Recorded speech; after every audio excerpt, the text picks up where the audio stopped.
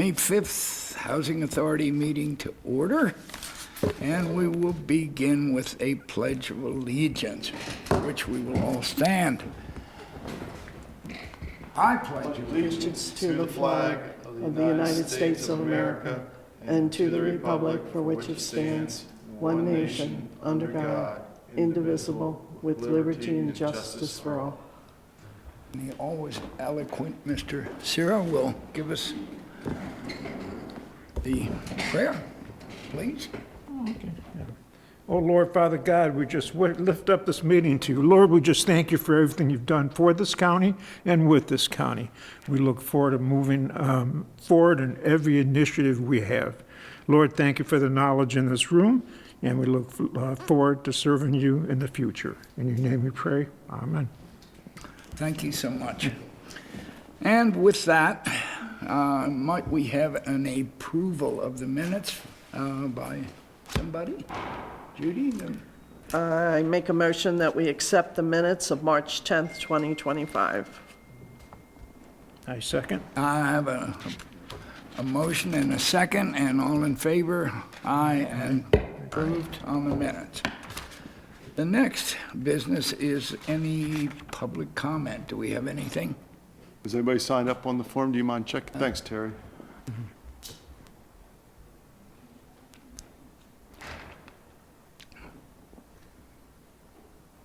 Okay.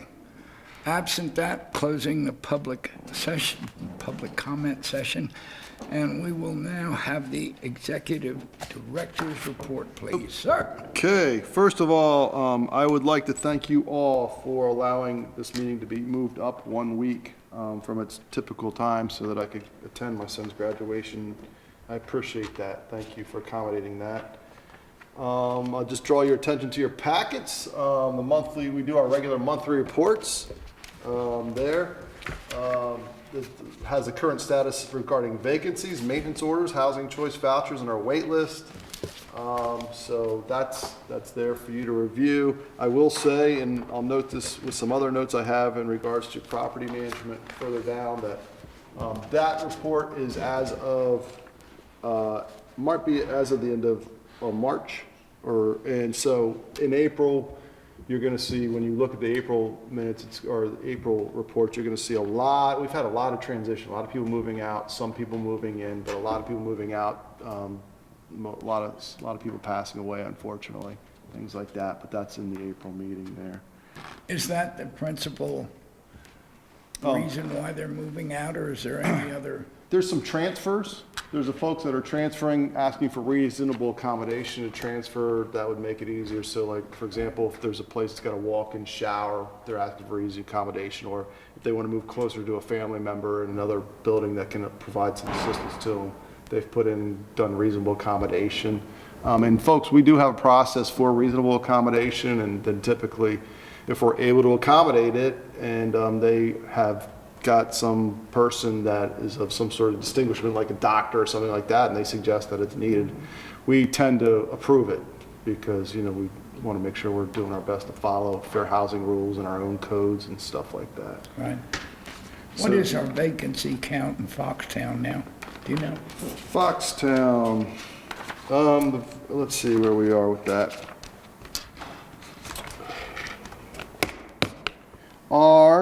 At Foxtown, as of the last, we were at 93% occupied, so 7% vacant. And about that up in Terrapin also? At Terrapin, it was 96, so it's a little bit higher, 4% vacant. Yeah. So we're moving some folks in. We do have a lot of transition turnover, and we do have a lot, like more than we would prefer, quite frankly. All of our staff, we talk about it every week, but we're moving some folks in, and Brian's turning the apartments over pretty well, and Lisa and Kenya are getting them together to move in. So I would imagine because of the transition time and redoing them that we would usually carry a 5%. yeah, I mean, I'd like to have it closer to 3, but yeah, right now it's probably better than it was. Yeah, and it's getting to be in pretty. Although as I say that, I hate we're dealing with a person that's brand new moved in, but we're getting them in better shape when people move in is the goal too. So, is the wait list growing or shrinking? The wait list is about, let's see, like the wait list in March for example, Terrapin Grove was 273, and then in February it was 275, so it went down. It's hovering, they're hovering right around 275 at Terrapin.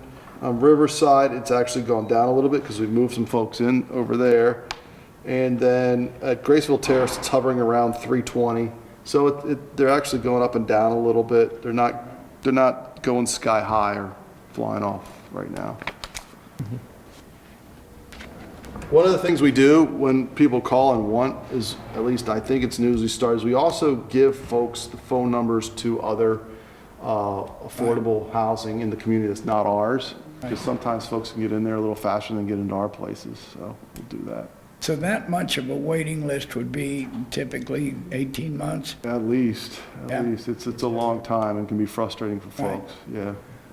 How often do you purge the list to make sure that those who are on the list still want the, I think it depends on the list we're talking about, but if I'm remembering correctly, we do it, I think we're supposed to do it every year. We're about a year and a half into the current list, I think, is about where we are, if I'm remembering correctly. Could we get a grant to pick up something of the sort of Centerville Commons?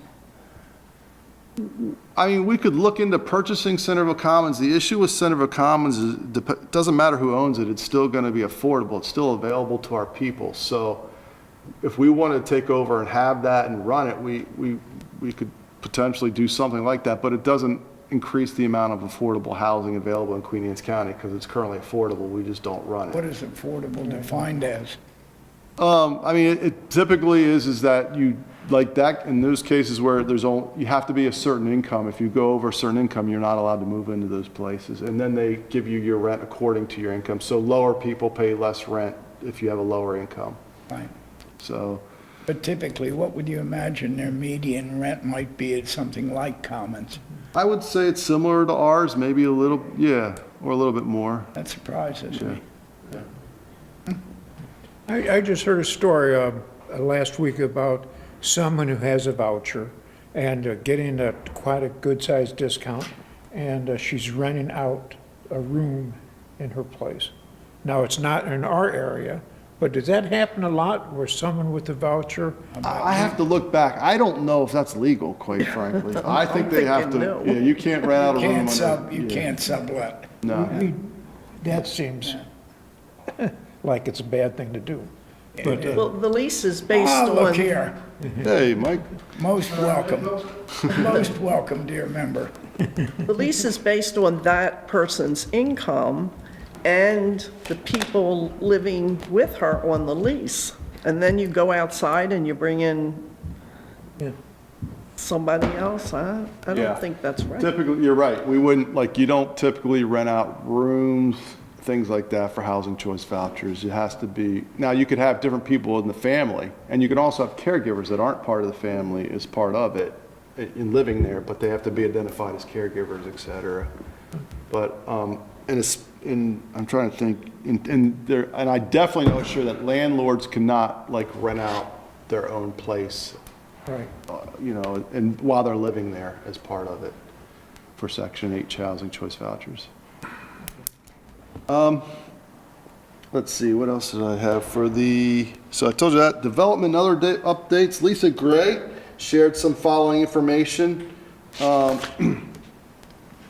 Let's see. Well, before I get to Lisa, we've successfully filled one of our scattered site units in Church Hill, which we're very happy about. We need to decide how to move forward on our scattered site property in Ken Island after it failed an inspection, and we were able to relocate the tenant so they could live in a unit that would inspect, but we got to decide because it's going to be expensive to rehab that, and we've got to make decisions. So stay tuned as we talk more about that as Brian gets more quotes in what it's going to take to bring that unit up to inspection level.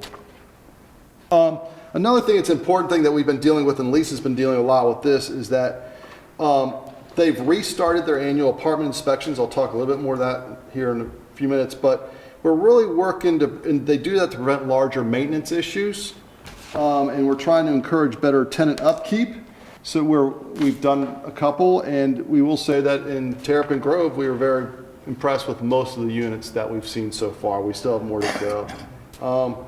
We've issued a few lease violations, but as we issue those lease violations on various things, not just related to the inspections, but other behavior in the place, that we're still, and Lisa and I have been working on this a lot, we're really trying to focus on safety and quality of life, as opposed to being extremely nitpicky with certain things. We want things to be safe, we want things to be clean, but we don't want to always have to go after minor rule enforcements, things that, so we're really working, and it's an ongoing thing, but a friendly, balanced, fair approach for folks, because we don't want to make it look like we're constantly nagging people. We want folks to live and be comfortable where they are, but if there's a safety issue or something like that, or a quality of life, we will definitely do that. But one, we don't have the staff or the time to go after every small little rules infraction, but we will encourage and make sure that happens. But we really want to make sure that mostly people are safe and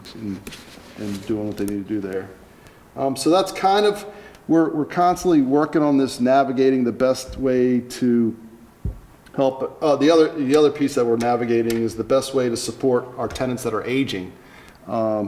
We aren't assisted living. We don't provide assisted living services. We provide apartments to folks, as you all know, that are for folks. Many of our apartments are folks over a certain age, but we don't provide assisted living services. So, and then oftentimes tenants will notice things about that, and we're working to balance like the residents' needs and what our requirement is, and still being able to provide services that help them as needed. And also, while we're doing that, maintaining confidentiality and also identifying the impact on the communities, our residential. So we're walking all these lines about, how do you enforce the rules without just making it so that folks feel like they're in a police state all the time, but they're still safe and in a comfortable spot? And then also, how do you deal with, we're not assisted living, but there's folks that are living in certain places that are having a difficult time as they're getting older, and what do we do about that? So we're talking that a lot. As I mentioned earlier, Lisa reports that vacancy rates have increased, and our staff is, and that's, you haven't seen that as much in this one, but you will see that when you see the April numbers. And staff is balancing unit turnover with regular work orders. So, we have to do all the work to turn these units over and then do work orders on top of it. Tenant records are being updated to include parking, pet, and emergency contact information. We're utilizing computer tablets now for inspections, work order management. We're doing, like I just said, we're doing preventative maintenance inspections and are now scheduled quarterly. So we've completed Graysonville Terrace and Fisher Manor, and we're currently in the process of doing Terrapin Grove. Let me ask you, when you have a turnover, typically, how long does it take from when that tenant, typically, what is our turnover? How long do we maintain the vacancy? Our goal is to do it in less than a month. Now, we're not doing that because sometimes when we turn them over, there's some significant rehabs. It's not just simply paint and carpet that we have to put in there. So it's taking a little bit longer now, but it's getting tighter. And but the goal is to do it in less than a month. Is to kind of like they're out. You got a month to turn around, and the following month you have somebody ready to put in there. Would that be accelerated if we used subcontractors? We are using subcontractors to turn it over. Okay. We are, yeah. So. But that's fast. What's that? I said that's fast, a month, because Yeah. some of these apartments haven't been touched in years. Yeah. Or inspected to know what to anticipate. Right, I know we've got to paint and do plumbing and fixtures and, Well, and I'll read Brian's report here in a little bit since he can't be here, but we'll talk more about that too, because it's more than just paint and carpet. Yeah. There's some of these floors need to be shored up and things like that. So Go ahead. I got a question on after-hours calls. Yes. Is that in Terrapin, we only had one after-hour call? That let's see, was that the weekly report? Because I know a couple months when I was on call, I had to do 2 of myself in 1 week. So that may not be. Let's see, which one are you looking at here? Because I would think that the advanced age of Terrapin, people might call at After all calls by hours. facility. Let's see, it looks like there was only one in March, you're right. Looked like we had one in Scattered Site too. I guess we didn't have that many in February or March. When we might, although I know I did a couple myself because I had some lockouts. But that might have been in April. So a lot of our night ones are lockouts, where people lock themselves out. And then when it starts getting warm and some of our commissioners stop working, we'll probably start getting a lot of after-hours calls then. Now, hopefully less than we got last time, because a lot of that work's been done and we've caught up on it. But that's when you're transitioning to heat, or you're transitioning to cool. That tends to be when you get a lot of those types of calls.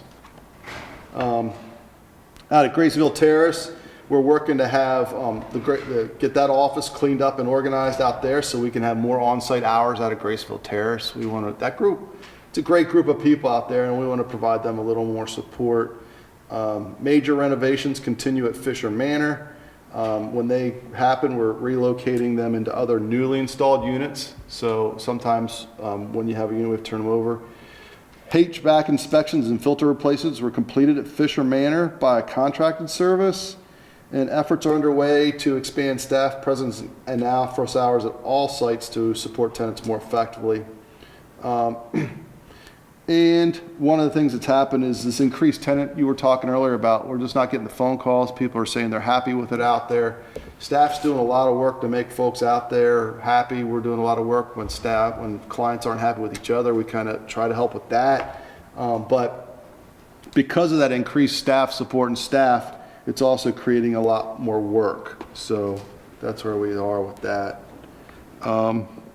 In regards to housing choice voucher and hearing office specialist training, I'm happy to report that when I went down to Florence, South Carolina, I was at a event visiting some friends up in New Jersey this weekend, and they were talking about how they were going to Florence, Italy, and I was like, well, I got to go to Florence, South Carolina for training, but it wasn't quite the same. But anyway, I'm just happy to report that I passed my housing choice voucher specialist certification, so that I could learn a little bit more about the ins and outs of that. And that's been very helpful, actually. And in regards to training, Lisa Gray and Kenya Wilson completed the hearing officer specialist training, and we're waiting, hopefully they'll be taking their certification test soon and passing that. We have, and I owe a big shout out to Jeff Rank, to Nicole Heffer and Justine Franzen, who have helped in working with the county commissioners to get us a new auditor. We've got a new auditing firm. Our current auditor retired, but I think we're going to be very happy with the new Clifton Larson Allen. They've been an auditor for the county in the past. They're not currently the county's auditor, but we have brought that group in to become our auditor. They've got a whole unit just dedicated to housing authorities. And we not only do we want to have them do our audit to make them a little tighter and cleaner and that way. Where are they? Gosh, man, you ask tough questions. I don't. But they're not local. They're not local. Right. They're a big firm. They're a big firm. Yeah. So it might be one of those ones where they have multiple cities. Right. Were we under contract with the previous ones? The previous one we were, but it was a year to year. Okay. So it ran out. And he's not. He indicated that he's considering retiring after this year anyway. So. Is that a specialty? Was that the guy out of Chicago who? I don't remember where he was. I never saw him.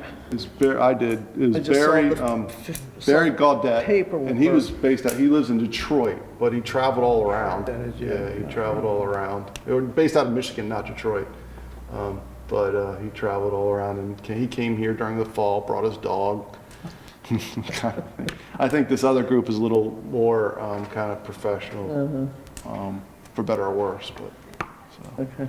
But yeah, and I think we went through and we interviewed 4 different folks, and they stood out because they have a dedicated team specialized exclusively for housing authority audits.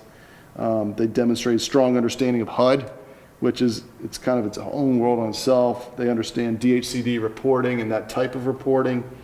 And they also, we believe they provided realistic time on how many hours it's going to take to provide for us. So their bid wasn't exactly the lowest, but they, it was maybe even the highest, but their cost per hour balanced it out. And we felt like they had a reasonable understanding of the actual amount of hours it's going to take to provide us support. So I think the staff in the finance office here at the county is excited about them coming on. I know I am too, because I think they'll be able to provide not only auditing services, but technical assistance also for certain things we still need to work on. We talked a little bit about this unofficially, but HAQA Slippery Hill Inc. So that was a separate entity, a for-profit entity that was set up at some time ago, probably around 2022, to allow the housing authority to participate in the Slippery Hill 2 project, and be part of that and be part owners of that project and make that possible. But the investor, the way they got their investors, they did not write, the way it was put to me, they did not underwrite the housing authority's interest. So they did not need to have an independent entity for us to have an ownership process. So they proposed taking the interest from that entity and just putting it into the housing authority and not having its own separate entity. There's some steps we have to take to make that happen, which means actually bringing back the entity so that we can close it down and transition it over to the housing authority. And that's in the process we're at right now. So that turns out to have like 100 or more.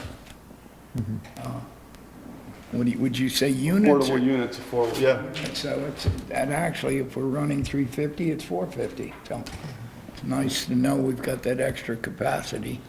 Yeah. I mean, that's one of those are where we start looking at as we kind of get ourselves balanced out and we get the footing under us. We're working real hard to get the maintenance side, everything going. We're working real hard to get the property management side going.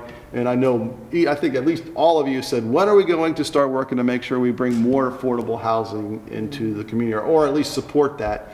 And that doesn't mean we have to literally build it ourselves. We might be able to support other efforts, other things, other projects. And we're actually, Kelly's here. She does a lot of affordable housing initiatives for the county under our housing office, and she'll talk about some of those. So we'll see that we're not the only game in town for affordable housing type stuff, and everybody's right. We need to have more in the county. I don't think anybody disagrees with that, but sometimes there's more stuff going on than we realize, and she'll talk about some of those things later on under new business. And I've mentioned before that we've begun implementing the Maryland State Voucher Program, where we got $75,000 to expand some of our vouchers through the state initiative to bring more vouchers. So we think that we can bring about 4 or 5 new vouchers, new housing choice vouchers through state funding here.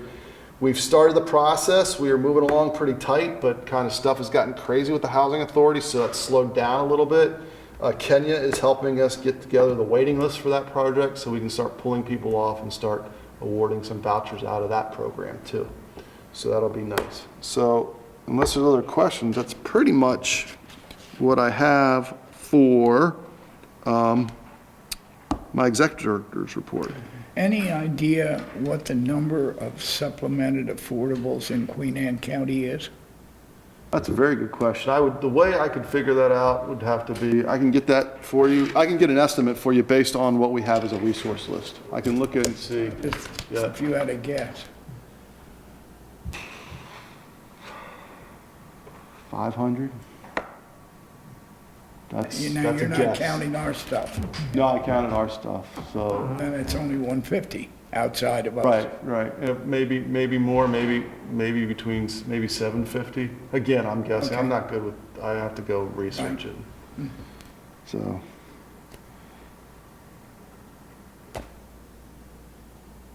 I can look that up. And that, unless there's other questions, that's what I have for the executor's report. Is there any indication or ruffling in the trees about some of the financial cutbacks by our central government affecting housing? Or So that's actually, it leads right into old business. So basically the way it's been described to me and the way I've been explaining it to staff is that, and I think you shared, is that you all know that we approved a budget at the last board meeting, and the next step is for that to happen is that the county's been reviewing it, and they've built in their piece of it and their portion of it. And the commissioners have put together their draft budget, which has been kind of put out, and I think the mailers are probably going out now. It's been posted on their website. And just like you said, Steve, although they've moved some stuff around and done some different things, pretty much everything we requested for in the budget is in it, except the staff. We requested 2 additional staff, and the county is not, they made it clear that there's going to be no new staff in this year's budget. And that's tough because we're all feeling maxed out, but at the same point, what the commissioners, or at least what was passed along to us, was that they really want to focus on our current staff to make sure that our current staff get their cost of living, they get their pay for performance, and that's the case. And I thought that was a pretty admirable thing. If okay, let's worry about our own folks before we pay for the news. So the bottom line is for our budget right now, as it stands, it still has, maybe it's not funded exactly the way I presented, and we'll give you more of a clear when everything filters out on the end in July. But it's looking like, other than the staff positions, what we've requested is going to be available to us. Now, Steve, your question about everything that's going on, specifically in regards to HUD, I'm hearing through some of our associations and other news stories that their HUD is no different than a lot of what you're hearing about all the other federal agencies, that there's a plan to eliminate some HUD positions, and that there's a plan to eliminate local offices. That's just what you hear in the news. That's just what I've heard in the news and what I've heard from some of the housing associations. I don't know if it's going to happen. I will say that HUD has been extremely helpful to me as we navigate some of these issues with Slippery Hill and others, and housing choice vouchers and being funded. So they've been extremely, extremely helpful, not only in their knowledge, their follow-up, their ability to provide support, their willingness to meet at any time. They're willing to negotiate some pretty tricky things that we got ourselves into, that they're helping us get out of. And so that's where we are. But I think at the same point, you got that going on. The county's doing pretty well. So that's where we are with the And budget. the 2 staffing positions were maintenance and another project Assistant property manager. Yeah. Yep. Right. I think the county did a good job on the budget, and I think there'd been across the county between 20 and 30 requests for additional personnel, and if you give here, you'd wind up giving everywhere, so I think they did what they had to. Yeah, I mean, I think we did well, and they've been very supportive and helpful, and it's very appreciative. Yeah. Wow. So you want to move on to the housing choice voucher? I do. Okay. So an old visit, housing choice voucher amendments.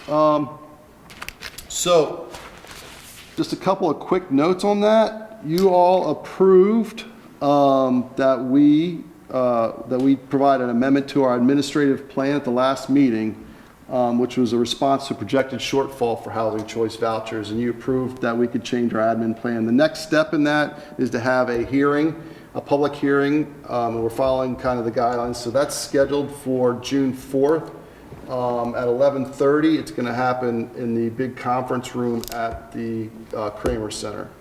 And you might recall that limits how much landlords can increase rents under the housing choice voucher program.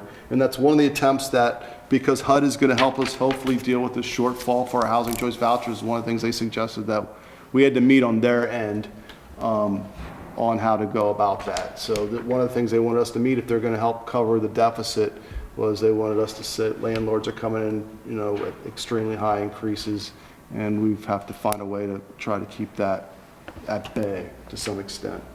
Have you any indication that is what's coming down?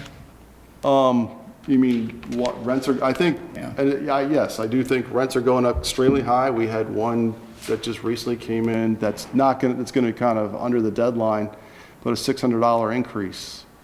And, and that's, it gets expensive, and if it's just not Queen Anne's County where that's happening.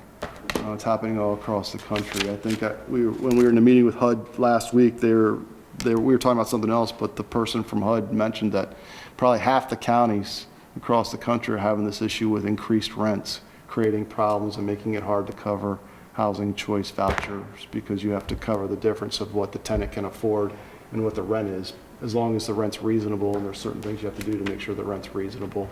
Well, it is across the country, and the effect of that is that our very subsidized rents are getting even more subsidized. I mean, as we get further and further out of That's- the normal range of, Yep, that's exactly right. And we're part of it too, so. more and more of a blessing. We talked about earlier the sale of administrative housing, or we talked about earlier finalizing the sale at 205 East Water Street. So we approved the recommendation and we're working towards closing in mid-May. Once finalized, we're hoping the sale will net about $135,000 after repair costs, so which we'll have available to us.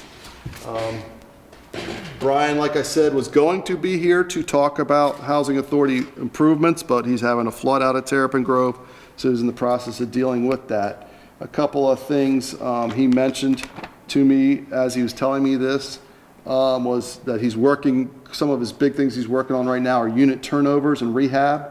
Terrapin Foxtown, the turnovers are easier and quicker because the units, when the units become vacant.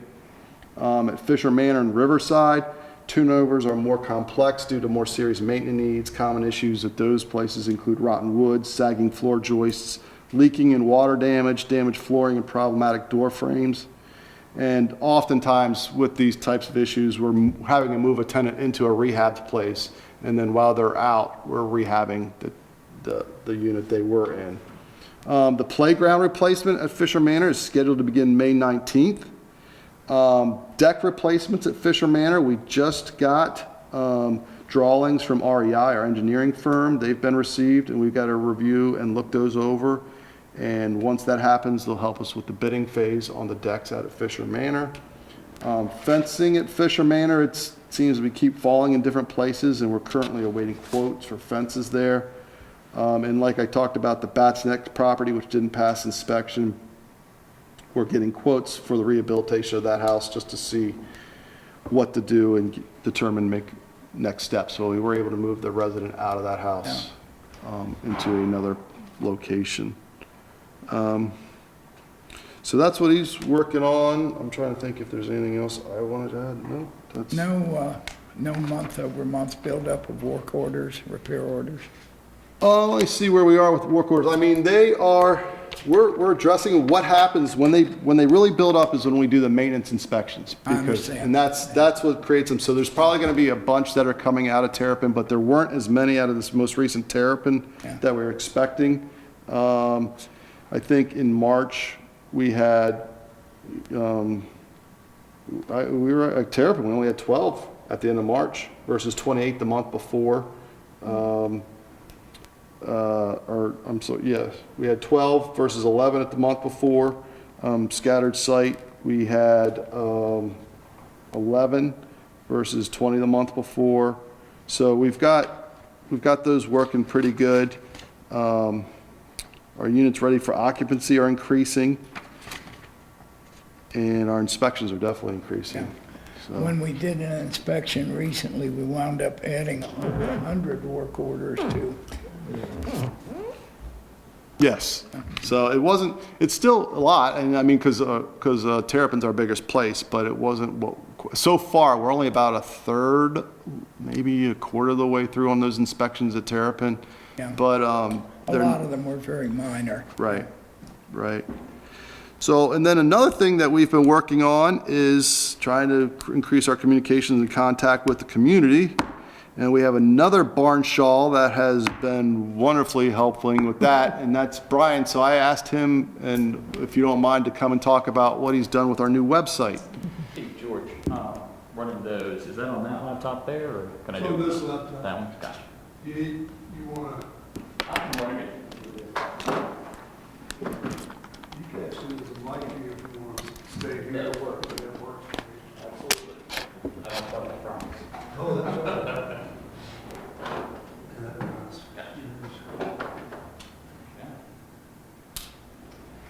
Well, thank you all for coming here on this Monday. My name is Brian Barnshaw, like Mike had said. I am the Resource and Development Specialist for Queen Anne's County for the Housing Development, or Housing Authority technically, under Community Services. I was tasked with updating the overall website for the Housing Authority. The original site, if you remember from previously, I don't have any pictures of it, unfortunately, because it is long gone. I don't want to see it again if I can help it. It was hard to navigate. It was really out of date and missing information. Most everything that was on there was either years old or just was inaccurate or led to a link that didn't exist anymore, causing a lot of confusion with anyone who would go to visit it. It was very uninviting. The last time it was updated was back in 2014, I think, which, you know, from that time, it's at this point over a decade ago. The worst part about it, at least from our standpoint internally, was it was difficult to get updated when we needed to. We would reach out to the company who did it, and it would sometimes take them a week or two to get back to us to say whether or not they could get it done. And in some cases, they just told us no, which was a big problem because we were trying to update information that people needed to see. The turning point was when I started to investigate the website from a contract perspective. We only had about 2 or 3 months before our contract with that company actually ended and the site went out of service. So Mike had made the executive decision to go in and actually revamp the entire website. It would give us a lot of opportunities to kind of reinvent our image online, as well as update any information that was inaccurate, provide new pictures and new ways to reach out to individuals and provide them a way to reach out to us instead of just emailing or calling. Temporarily, we had used a page on the Queen Anne's County website. It was just in between from when we were moving from our old site to the new one. And as you can see from, it's kind of over there in the corner and up there, so it's a little far away. I apologize for that. But this is what we currently have and what is live. Any individual who Googles QACHA.org will be taken to the brand new Housing Authority website. Up at the top here, of our landing page, we have our alerts where we can provide, I'll call like breaking news type information, any sort of information that we need to make sure that is available on every page. As of right now, it's currently hosting our public hearing notice for our 5-year plan and our HCV administrative plan, which Mike had spoken about a little earlier in the meeting today. This also provides access to our tenant portal and where they can submit a work order online. This is now something where they used to be able to, tenants used to have to call in or send in an email.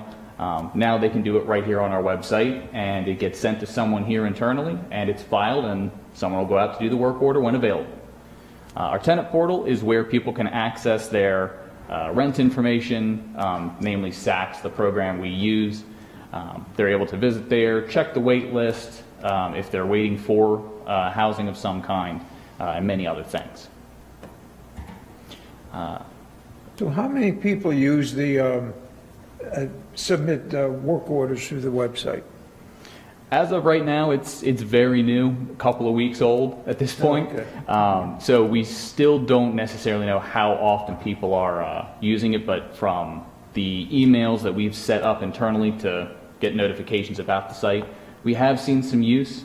And as time goes on, more people will become comfortable with using the site. So we really expect to see people who have access to a computer or even their mobile device or a tablet. It's all formatted and will show up properly on anything that you can get an internet connection on. So our population, how many, what percent of population do you think is computer savvy enough to look at the website?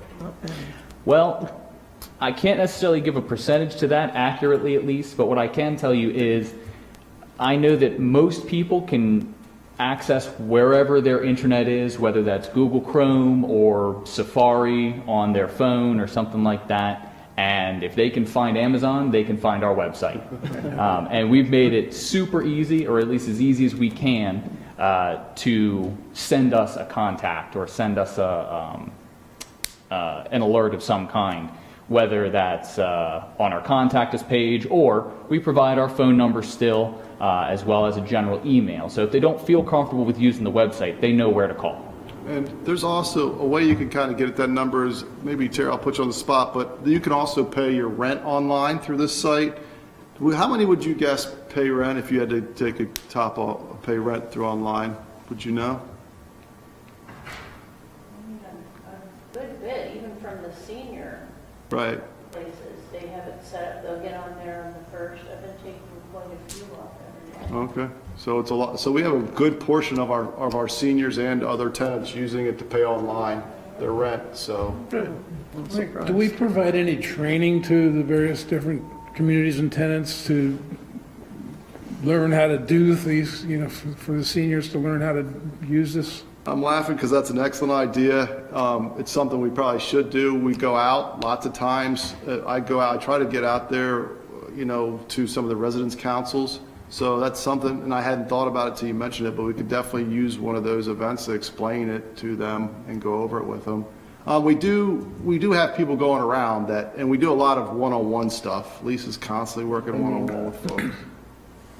The Commission on Aging, probably about 3 years ago, had a pilot program where they would teach anyone, and it was a certain type iPad, I believe. And we even had a gentleman that was the teacher, and I think it's just fell through the cracks. Like, we were funded for, say, 8 systems to be used, to be used, and only 4 showed up, and then they just That's sort before of... the county took over though, right?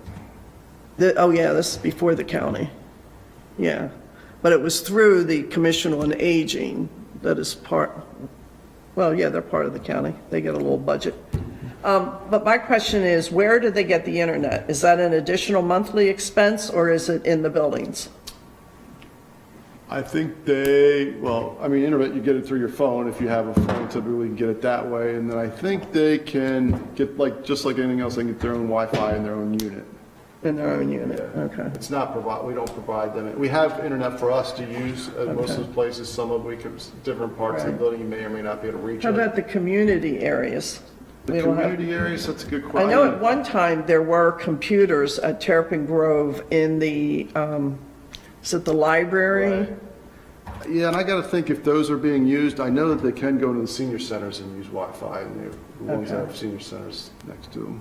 All right, good. In addition to just our tenants using this website, like Mike said, we do want it to be an avenue for communication between ourselves and different constituents within the county. So we're going to present a lot of information, at least what the Housing Authority is going to be doing, not only for its tenants, but for the community at large. So we want to be able to provide them with information like down here, a little bit further down. You can check your availability if you're not part of the Housing Authority. If you're still looking for housing, it takes you to the SACS portal where you can type in your information and it shows you where you are. You can learn about our voucher programs. You can learn about other resources here in the county, which if I click on that, it actually links us to the most recent resource list, which isn't just housing related. It's got all types of information on here that's available to the public and easily accessible. Now, do we check how many hits the website gets on a weekly, daily, or monthly basis? Not right now, no. I'm unsure of the capability of that, but I can look into that, and it would definitely be interesting information to find out. I do enjoy looking at the analytics of everything and seeing what we can do to help our engagement, yeah. Moving a little bit further down, we have tile cards here, which go over each of our facilities, and we'll look at them in a minute, but just a quick overview of what each of our facilities look like from a beautiful aerial view provided by George here, as well as a place for our scattered sites. Now, we'll get these uploaded in time. There was just some privacy concerns just because they are private addresses and not a facility. So we are currently working on getting those in place. We can add other information such as announcements or whatever else. One of the nicest features here on the site is a community events calendar. We can provide updates on when we're doing things such as an authority board meeting, when tenant council meetings are held, any other events that are currently going on in the county. We can set a date and time for those, as well as provide additional information, such as, you know, if the office is closed, or when we will be holding an event, just providing links to something, or where they can provide comments, such as to this meeting.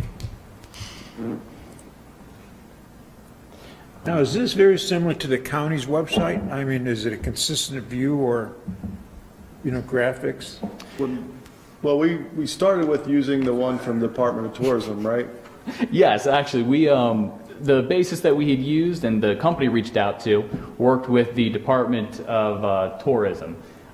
They had a fantastic website that I thought was really well put together and really gelled with what the county wanted to put forward as far as kind of their front-facing view. And Mike agreed that a lot of what was displayed on the tourism website fit what he had in mind for the website. After contacting the company, D3 is their name, I worked with one of their administration specialists, and we developed this overall look.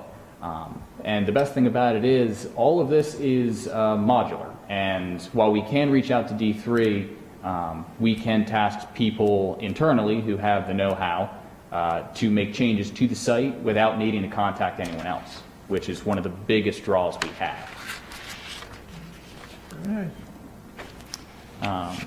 Speaking about contacting and changing things, down here we have a contact form. It's the same thing that shows up on our contact us page, but this is how an exterior user will be able to reach out to somebody internally on the team. They'll provide a first name, last name, an email that we can reach them back at, and whatever their reason for contacting us is. Right now we've got a general contact where they can submit a work order, and if they're interested in becoming a landlord, which is something that had been brought up some time ago at one of our recent gatherings for the Housing Authority. As we had talked about a work order earlier, if I click on this work order request, it'll actually add a couple more fields here. It's going to request what the name of their facility is. Other properties is just our stand-in right now for our scattered sites. Yes, thank you. And they can provide an address and or unit number, as well as describing whatever their issue is. So if they can fill out a simple email, an email-like structure, they can provide us a work order. It's very, very simple. So if I'm interested in becoming a landlord, will you see my name, address, and email as I sign up or ask for information? Absolutely. So whoever receives it internally, and there's a general inbox that we accept things at, everything that's displayed here, written by the user, will be sent to that general inbox, and someone will be able to read it. Okay. So we can proactively contact someone who looks at the website. Absolutely, yes. Moving on to the About Us page here, I won't linger here too long. It just provides what the Housing Authority's mission is, some general information about the Housing Authority currently, and a little bit about our history.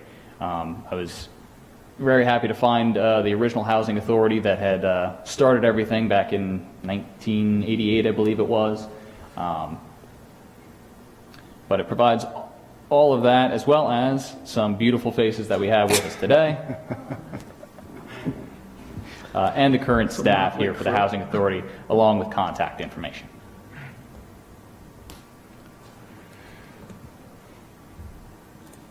If we go to our availability and waitlist page, it provides some information on what our application process is like, how to check availability, how to apply for housing, checking your waitlist position, as well as anything else that would be listed and is pulled directly from our ACOP, the manual that we typically use to inform a lot of our decisions. We have our rental communities, which I'll just look at Fisher Manor, but we'll pop into a couple of them. We have pictures here of the general grounds, once again provided by George, the address of the general facility itself, and some nice images here that we can scroll through. There's also going to be a breakdown for each unit. It will allow for us to take individual pictures and kind of showcase what each unit, when a person signs up or applies for housing, this is what they can expect to receive, give or take a little bit of square footage. Not every unit in every facility is identical, but we try to provide the best overall look that we can. And as you can see, these are actually some refurbished units from Fisher Manor, and Brian Sr.'s done a fantastic job with a lot of these. The bathrooms on here are beautiful, and a lot of good hard work has been put into So it. we saw these, this apartment, how long ago was it that we had the open house at, We had the open house in the fall. Was it October? So, well, you may not have, I don't know if you saw this one or a different one, but yeah. nice looking place? I think that may not be the one that, where we, like, how we had open, where we had the food and some of the stuff. I don't think it was the same one. I'm not sure. Yeah, I don't think it was. Yeah. But that's a standard. Yeah, that's what we're working towards in all of them. We're not there yet with all of them, but that's kind of where we're Typical, working. not standards. Median. Okay, typical, yeah, that's right. We also have a section here for events that will specifically be held or involve that facility. So on that general calendar that we saw on the front page, that shows all facility-related events, or all housing authority-related events. If it involves just one rental community, this is where a list on the left-hand side here will be shown of things they can expect, which right now you see there's a couple of things on here for the playground construction coming up at Fisher Manor. Does anyone have any questions on what people can see or about these rental communities? I'll flip through a couple of them so we can see some pictures. No, but I'd like to commend you on the availability, because that's clear, and for the first time, you can navigate your way through it pretty with some facility. Thank you. The next one here is our voucher programs. As Mike said, we just started up with the state voucher program. However, we also have Housing Choice, we have Project-Based, and we have our Veteran Affairs Supportive Housing, or VASH.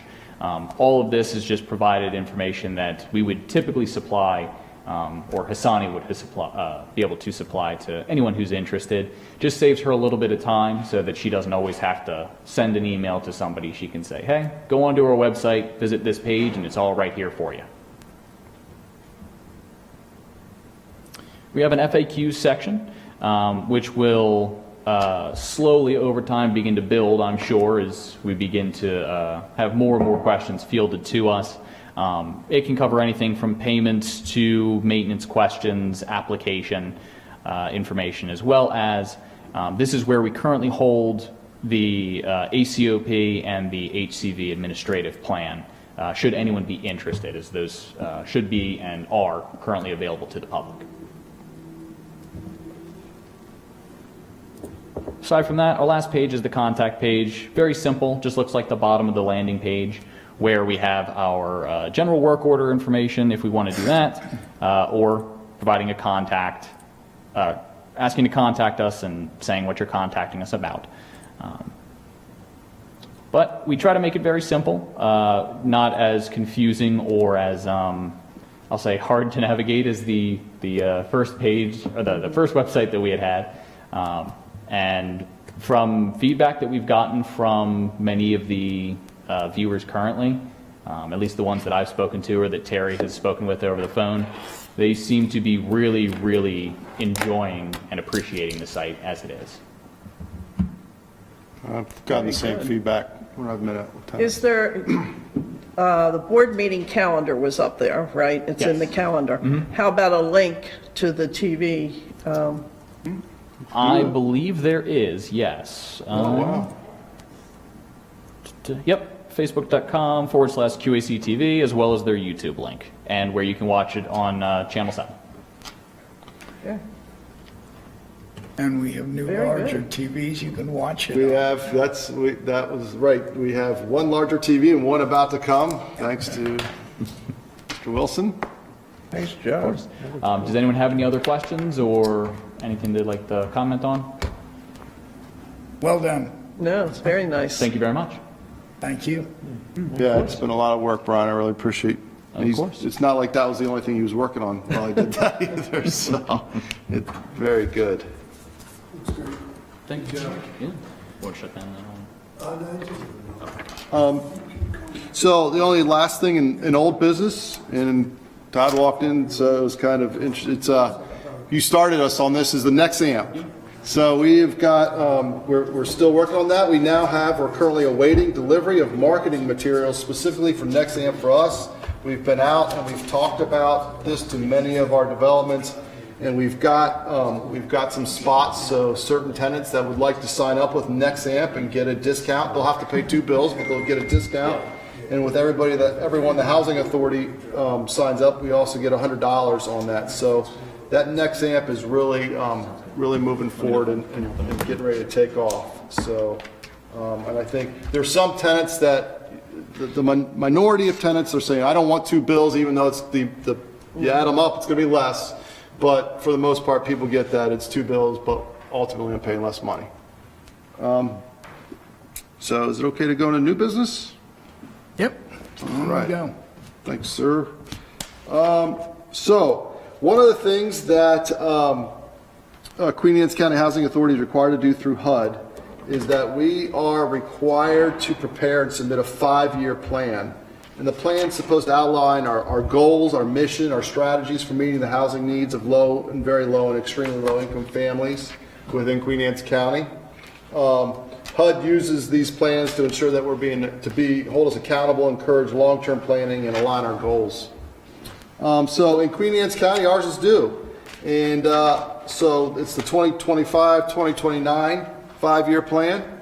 And it's basically meant to shape our direction. And because basically we had a year to pull this thing together and working on it even less than that, much of our content from this plan was developed through a combination of HUD-required information and feedback gathered during our board and staff retreat. So there's a copy of the plan in your packet. I've created 2 ways. One is the way we have to submit it to HUD, which is hard to read. So I gave you another one that's more easy to read. It's also part of it, just so it's easier to read. Notices have been posted, and we're preparing to hold a public hearing for community input. Following the hearing, the finalized plan will be uploaded to HUD's secure website. The current goals that we have established, which again I used, which was feedback from you all and the staff, was we're going to improve and preserve existing developments such as Fisher Manor and Graysonville Terrace, expand our housing availability through development and public-private partnerships. We've talked about all this just today, by the way, so we're working on these. Strengthen the Housing Choice Voucher Program, both tenant and project-based. We've touched on that today, too. Promote home ownership, economic mobility, and self-sufficiency. We might actually have a presentation that touches on that later on today. And there's a progress report, a review of our achievements from 2025 to 2025 period, including, which we can talk about, new voucher awards, land acquisitions, and our strong county partnership, our reduced vacancy rates, and our expanded training and policy updates and resident support. So again, like I said, in your packet, you have 2 copies of the plan. Looking ahead for our next 5-year plan is my goal is to expand this process further by getting more community input, by getting deeper resident engagement, and more structured feedback from staff and voucher recipients especially. That way we'll be able to kind of get a wider view and do more. It was just, I had to kind of pull together things relatively quickly for the 1-year plan. So that is kind of what we'll be doing. It's going to be, quite frankly, it's going to be, because I didn't know it had to do a public hearing. So it's going to be a little bit late, but I've talked with the folks at HUD when we submit it, and they don't think it should be a problem. We've got the public hearing plan to go, and after that, we should be able to submit it up to HUD. Nice. And then, speaking of that, the next piece of new business is, I wanted to let you all know, and we talked about this at the beginning too, is that affordable housing, as you all have made clear, is something that we need to work on in Queens County. Everybody needs more. It's something you go out and everybody says that. And determining on how different people define affordable housing or workforce housing is kind of always an interesting and fun discussion to have. But in the meantime, in our group, we're dedicated to providing affordable housing so folks can live here that may not be able to afford rent otherwise. That's something we do big time. But we're not the only game in town. Even though we need more and we provide it, there are other strategies that are currently being implemented, that are currently ongoing. And for that, I asked Kelly Huber, who is she works in our affordable housing efforts and she's a housing program administrator with our Division of Housing, the county side of the housing office. So she was willing to come and talk about what she does and some of the efforts that we're working on towards housing affordability. So, All right, thanks for coming, Kelly. we're welcome. Good evening, I guess it's evening now, everyone. Kelly Huber, as I said, as Mike said, I'm from the Department of Housing over there in Queen Anne's County. I want to start by saying thank you to you guys, because I happen to run into some people who have mentioned commissioners' names, the board members, employees, Mike, and just what a wonderful job you guys are doing. It was a couple of them over at Terrapin Grove that I know, just how efficient things are running, how when things are broken, they get fixed, and just because I've known them since way back when they weren't so happy. So it was really nice. It was kind of a breath of fresh air. So I did share that with people, just, in these days and times, so many people complain. It's nice to hear something nice from people as well. So thank you for what you guys do. So one of the things that I'm tasked with at the county is affordable housing, and some of the programs we have available right now. For first-time home buyers, we have what's called our moderately priced dwelling unit and our critical workforce home loan programs. And what they allow people who maybe can't afford a house without some assistance up to 33%, up to $50,000, interest-free, payment-free loan for the life of the loan. You do have to qualify. For people for the moderately priced dwelling unit loan program, they qualify at 80% of the income limit. So if it's one person, it's $72,900, two people, $83,400, $93,800 for a little family of three. So if they make less than that amount, they would qualify for that additional $50,000.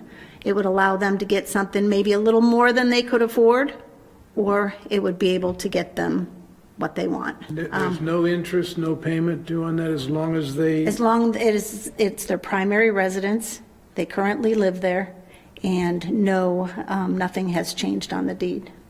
Okay. So, They can't add somebody to the deed or any change, and then they have to repay it? well, they'd have to if they wanted to add, like if a young person took out a loan, and then they got married, they would have, if they added that person, they would have to requalify and make sure that two people qualify. Okay, well, in that example, it's probably more likely they would qualify than not, right? They might. I mean, we haven't done a whole lot of that. I mean, it really hasn't, if they don't add them to the deed right off the What bat. happens if they don't qualify? If, You call a note, or? then they would have, you mean if they added the other person on and they no longer qualified income-wise? That's the only way they would be disqualified. So So if, that's not likely Then we to would go, happen either. we have a process built in where they can either go out and find private financing to cover the price of the loan, but there would still be no interest. They would just have to cover and then, That difference. or they could go and start a payback plan, and we have a payback, and they would have to pay some interest at that point. but I will say in 2.5 years that there's I've been no- doing it, I haven't run into that. There's no example there where they would be in default and we'd foreclose on them or anything? No, I don't believe so. Not really, unless they go, we've done, you'll talk about how many you've done, but there's probably been like one instance where we started the process, but then we were able to work it out. And put them on a payment plan, and then they're, Right. so really that, the MPDU applies to anyone. anyone can qualify at 80% of income. The critical workforce is allowed to qualify at a much higher number, 100% of income. So the difference, that would be for firefighters, police, EMS, teachers, and their amount starts with 85,560 so for a single firefighter who's making less than 85,560, they would qualify for that same amount. If someone found a home and, most of the loans I have done have been for the full 50. If they can find a home less than 150, then it would maybe a little bit less than that. But this year alone, just so you know, I have done 10 moderately priced dwelling unit loans. I'm on my 3rd critical workforce. So we have put out $500,000 in MP, almost, just shy of 500 for the MPDU loans in 1 year alone, and about at 150 for the critical workforce loans. And that lien is in the junior position of Second. whichever place it's in. It's second. Mhm. Yep. Are these programs pretty well known in the sheriff's department and in Fire departments. EMS and so on? It's interesting because critical workforce actually started much longer ago, like I want to say like in 2004, 2005. It started by a grant program. So they've been around a lot longer. But that doesn't tell me too much about whether the new hires over in the deputy department know that this kind of program is available. Well, I did, so one of my, Because we have the ability to advertise. we do. We're very connected over there. We do, and it's funny because I feel like things have just blossomed. I mean, and we've gotten so much publicity. I do have, one of my loans this year was for one of our police officers here for the county. I have a police officer, I have an EMS, and then I have 2 teachers. One that already is in process, the other one's getting ready to get approved. Thank you. So, altogether, in the years that we've been doing this, it's almost 8 million in loans that are out. Do you Some of have- them have been paid back. Wow. Do you have a sense of how Queen Anne's County with this program compares to other counties? Oh, yeah. There are very few programs that offer what we offer. You will see there's a few critical workforce that have 25,000, maybe they'll give. Most of them are closing costs, 3,000, 5,000. And I looked not only in the state, I looked everywhere. So it is a very generous program, and that is how we utilize, you guys hear when we talk about at the planning and zoning meetings about the fee in lieu money. Right. So that is what the money goes towards, helping our people purchase homes Yeah. And the money comes from, the source of the money is, from the developers. So, and I'll get to that. So we also, along with the home ownership and the loan programs, we have a rental program, which allows discounts on their rent. So it's 80% of whatever fair market rent is. So we have, since I started, we went from having just 14 units over at the Promenade. We now have 26. So But these are affordable properties rentals. that the county owns, and They're just an agreement we have okay, with them. And then, does the county pay the other 20%, or is? No, it's just an Negotiated agreement with that you. was negotiated. But the county does not own these properties. It's an agreement. Yeah, they're owned privately, but because they agreed if they were going to build, that they had to provide this many affordable units as part of their It's only a facility. percentage of the units that are in a. 10%. So, and the Promenade is one of the properties, and the other is the New Bay Manor. We are up to 26 now, and it remains full constantly. And so, I mean, rent, just to give you an example, rent for a one-bedroom would be $1,283. So for a working person, it's not horrible. Yeah, Compared to what if you pull them up, it's between 19 and 2,000 for one bedroom. Provision of certain number of units in a project, a condition of that? Yes. Original approval? So one of the things we are also doing in my job is trying to work with planning and zoning and making sure we capture anytime there is a development, we get our moderately priced dwelling unit provisions and policies in place. I don't know that it had happened quite as well as we wanted it to, but I've been working very close with Amy and planning and zoning over there and making sure that if there's a neighborhood going up that has more than 20 units, that they can either pay us the fee in lieu of providing a unit, they can provide us a unit, or they can donate land. So right now, there's a couple. You guys have probably heard. There's the Bay Bridge Marina, which is one of the new properties, 28 townhomes. They did opt for fee in lieu. Those properties are 2-point-something million, so they opted for fee in lieu. So we'll be getting another almost $900,000 that we can put towards loans and have these people choose a place to live where they want to live versus in a unit that's specified as affordable. There's also the Lowry Barnstable in Chester across from Safeway, 87 townhomes there. These are all in the works. Is that approved? These are just in the works. What's that? They're just in the works. They're not, no. Yeah. You mean if it goes through? Right, so we would get 9 units. Right. Ewing Farm, which is in Graysonville, the 290 units there. Yeah. So Paquin Designs at the Emergency Center in Graysonville, Queenstown, there's a couple, 40, I think it's 42 townhomes. And these are all, again, none of them are done. They're all in the works. Chesapeake Square, which is in Chester by the bank and the McDonald's, those are going to be rentals there. And I have been in conversation with him, and I believe those are coming to fruition, and they will have 4 additional MPDU rentals there. MPDU rentals are, I believe they're for more the work, like our working, those middle, where they don't qualify for a voucher, they can't get into the other units, but they can get into something like this. About the Commons property in front of Safeway. The little, It's approved. It's called the Commons. It's a piece of land in between Safeway and the firehouse. Matt, do you know anything about, sometimes, Just give you something to check on. we'll check Yeah. it.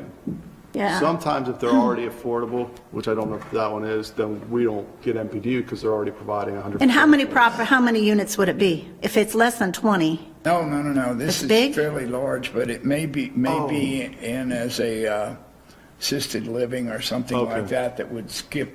That is, and that's with the grocery outlet there. There was going to build some different, yes. And it is assisted living or for seniors, I think so. so it would not apply to, Okay. yeah, that would So you be. say there's a lot of competition for these types of units inside our county. We're not the only game in town. That's what we said earlier, yes?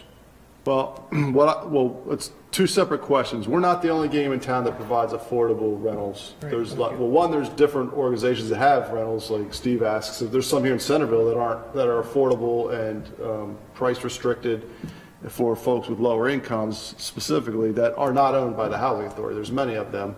So there's that. We're not the only game in that town that way. But as we work to try to increase affordable housing through partnerships, through our own units, et cetera, there's other strategies going on for other affordable strategies that are being brought online. And Kelly is seeing working on quite a few of those strategies. So that's why she's here to explain what those are. So we ahead of the game in terms of getting after these units? Ahead of the game as compared to other Yeah. We're doing a really good job. I mean, I will say, what we have in place is very unique. When Jake Day came, he was very impressed with what we had available here. Everywhere we need affordable housing. Yeah. We need it here. We're somewhat restricted too. We don't have tons, we can't build tons of apartment buildings. We can't, our sewer system, our water system, all that kind of stuff somewhat limits us. but, we're doing whatever we can, and trying to make sure that we are trying to develop some more affordable units for people in one way, shape, or form. Okay, so one question.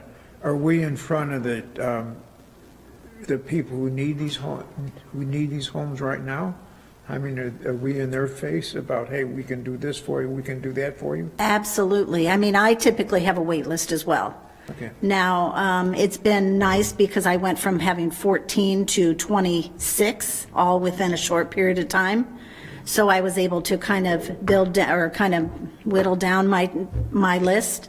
But we have people that move out. I had 2 people that just bought a house, so we had 2 more openings, so we put people in. So I work with them all the time. I work with the managers of the apartment. If one opens up, she gives me a heads up, or he gives me a heads up, and we have the next person waiting. So we have a good success rate. Absolutely. Absolutely. Yeah. I actually just put 2 new people in 2 units today. So, yeah, so it's a good thing. Really good thing. One thing I also want to add is, so in my department, we also, it's me, but we also have Cindy, who does the homelessness and eviction prevention. And then we have Denise, who does, she kind of preserves the existing housing that we have. And so people can remain in their houses. So she'll fix roofs. She will do wells, water issues. Plumbing. Yeah, all that kind of stuff. So people can stay in their homes for longer. So, but one of the things that has happened, which I know Mike mentioned, trying to get these people to be accountable. Cindy, and this happened right before I started, had someone who was homeless. Was in her homeless, she paid for rent for them, she found them a place, paid rent for a while, and turned them around, and they ended up buying a house. So it can be done with the voucher people, how cool would that be? To work towards that. So, Because I just talked to someone at the shelter, and they said they're looking for, I guess they have 2 residents who were homeless yet, and they're looking for someone to house men only. And it's something of that nature. We don't get into that, do we? well, I will say that one of those people that was in the shelter is in one of my programs right now. All right. So, recent thing, so I'm not sure if there's 2 or only 1 left in the shelter. Mentioned this past week, she said that she got 2 people who, they closed during the summer. They've got 2 men who are looking. But I'm just curious, that's all. Yeah, I think we got one of them. You do? I think so. That's 50%. I think so. That's good. So we help all types. I mean, but my program is really designed for the working class and that, because it's not, there aren't vouchers. It's still $1,200 a month.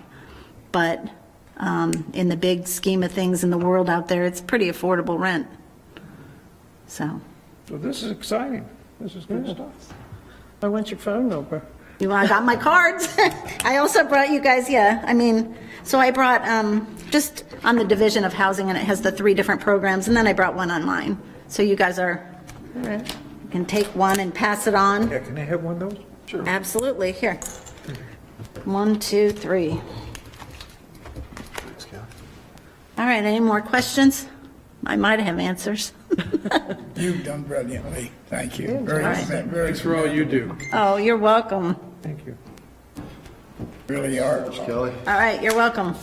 Our compliments for your supplement to our endeavors here. Well done. And you can kind of see another piece of this as an aside is that the county housing office and the housing authority are starting to work. So we're finding efficiencies there. We're starting to see, like she even mentioned, maybe a housing choice voucher will sometime end up at, somebody with the housing choice might end up in one of our programs. And we can start to build up that way. And this is just making that happen. So that's another good sign. Veterans too, and I think, we've had some veterans that have come through the program. I think Steve, you had one in particular that I was working with, a veteran, Awesome. Thank you for a that. while ago. Yeah, and I was working with him as well, so Yeah, we didn't end up housing him, but we know of your. Thank you so much. you're welcome. Thank you, Kelly. And then I only have Good present. one last thing. And then Kelly? Yes. One last thing, if that's all right? Yeah, well, All right, so the last thing is I would be remiss, and I'm hoping, but I just want to say, I don't know if you guys realize that this is Judy Kropfelner's, her term's coming to an end as of July 1st, 2025. She's chosen not to seek reappointment, wanting to give someone, as you said, the opportunity to serve. So kind. I'm not self-serving. She's served a full and meaningful term during which she's helped steady our ship. She's helped with this transition. She's helped me. She's played a key role in supporting the Housing Authority's transition to a formal partnership with Queen Anne's County. I know we will generally miss her passion and dedication. I know I will, not just with the Housing Authority, but also to the people we serve. Throughout your time on the board with me, I can always count on you to ask tough but fair questions. They were fair questions. You push for accountability. You push for results because you believe that our residents, clients, and citizens here deserve quality service. And that was always evident from the first day I met you. And you had the unique ability to combine compassion with practical insight, and we're stronger because of it. So Good. I just want to, the county commissioner's office has been notified that your vacancy, so they're working on filling it and coming up with some folks. And though I hope that either at the next meeting, July or September, we come back and maybe more formally thank you, if that'd be all right. But I'd just like to say thank you so much for your service, and I'll miss you very much. So thanks. It's been fun. It's been fun. Well, as the center of the board, I have to say that you could not have been a more supportive, bright, humane. I don't know, I had a lot of descriptives to this, but you've just been a terrific board member, so thank you so much for everything you've done. Here, here. Yeah, you've been a mainstay, ever since, you know, I came You've up. been here the longest. I'm sorry? You've been here the longest.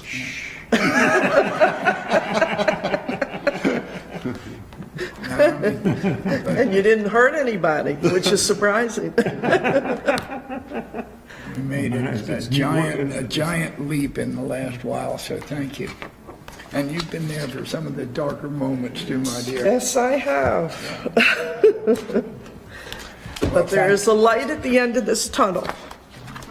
Anyway, does that conclude our I business? believe it does. I'm going to, unless somebody has other remark. Next meeting is July 14th. I just want to say that was good comments you gave. It was. It's easy when they're true, you know? So, A lot of people didn't like my questions. I don't always like them, but I know they're fair. 2017, 2018, 2019. What did you say the next meeting date was? July 14th. Not until July 14th. Yeah, it's every other month. Supposed to be second Monday of the month. We had a difference today. Terry, can you call Mr. Arntz the day before our next meeting?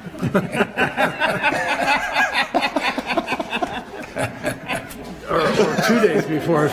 2 days before. All right, do I have a motion to close this down? I make a motion to close. Second. Second. Thank you, everyone.